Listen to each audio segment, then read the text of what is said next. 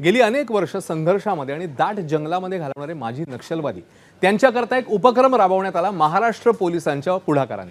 आणि तिकडे संस्कृतीचं दर्शन त्यांना घडवण्यात आलेलं आहे। महाराष्ट्राचा दौरा त्यांना करवण्यात आला। विविध भागात त्यांनी प्रवास केला, अनेक पर्यटन स्थळांना भेट दिली आहे। 12 जुलै ते 16 जुलै या दरम्यान झालेल्या महाराष्ट्र दर्शन यात्रेत 53 जण सहभागी झाले, ज्यामध्ये 11 माजी वरिष्ठ नेत्यांसह महिला आणि माजी नक्षलवाद्यांचा समावेश होता।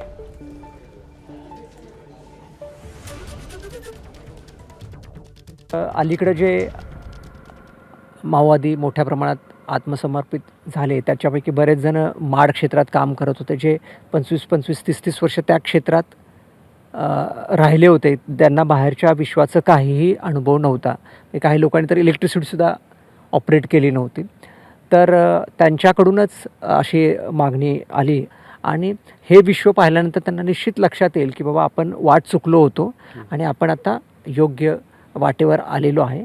हा एक मूळ उद्देश होता की त्यांना एक्सपोजर दिलं, कारण त्यांना बाहेरचं विश्वच माहीत नाही। एकदा या विश्वाची ओळख झाली तर निश्चित त्यांच्यामध्ये मोठं परिवर्तन होईल।